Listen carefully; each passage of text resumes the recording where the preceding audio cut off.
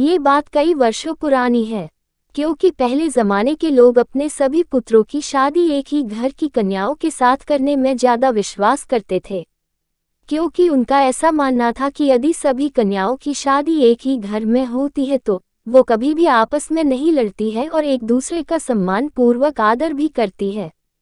इसी कारण से एक आदमी अपने चारों बेटों की बारात को लेकर राजा प्रेम सिंह के यहाँ पर गए और राजा प्रेम सिंह ने उनका स्वागत सम्मान पूर्वक किया। तभी भीमसेन ने आगे बढ़कर प्रेम सिंह के चरण छू लिए। चौंक कर प्रेम सिंह ने भीमसेन को थाम लिया और कहा, महाराज आप बड़े हैं, वर पक्ष वाले हैं, ये उल्टी गंगा कैसे बहा रहे हैं? इस पर भीमसेन ने बड़ी सुंदर बात कही, महाराज आप दाता हैं, कन्यादान कर रहे हैं, मैं तो याचक हूँ, आपके द्वार कन्या लेने आया हूँ। अब आप ही बताएं कि दाता और याचक दोनों में कौन बड़ा है? ये सुनकर प्रेम सिंह के नेत्रों से अश्रुधारा बह निकली। भाग्यशाली है वे जिनके घर होती है बेटियां। हर बेटी के भाग्य में पिता होता है, लेकिन हर पिता के भाग्य में बेटी नहीं होती।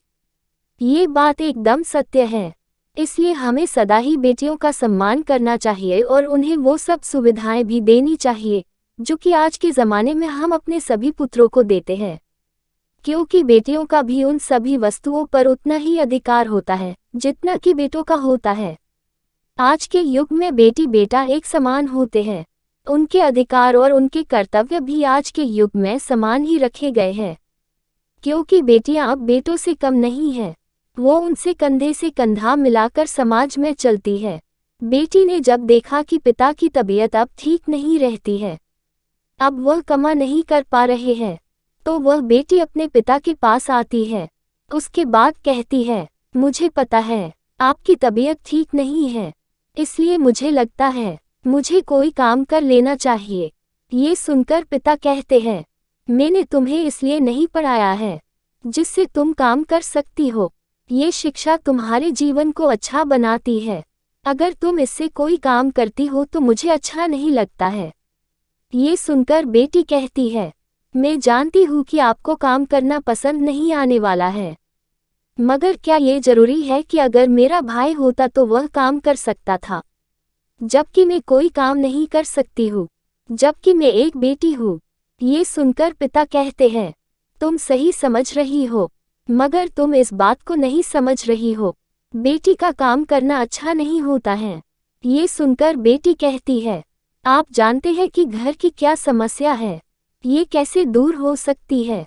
आप अपनी तबीयत को देखिए जरा, वह ठीक नहीं है। इस समस्या में अगर मैं कोई काम करती हूँ जिससे कुछ पैसे आ सकते हैं तो यह कोई बुरी बात नहीं है।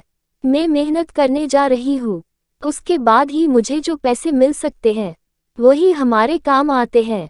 पिता को ये पसंद नहीं था, मगर जब बेटी समझती तो उन्हें समझ आता है। जब कोई समस्या आती है तो हमें उसका सामना करना ही पड़ता है। उस लड़की को एक पेट्रोल पंप पर कार्य मिल जाता है। शायद ये जीवन है जो कि बहुत कठिन है, मगर यहाँ पर सभी सामान है, सभी को बराबर हक मिला है, वह सभी कार्य को कर सकते हैं। इसलिए कभी भी भेदभाव नहीं करना चाहिए। अगर आपको ये कहानी पसंद आई है, शेयर जरूर करें।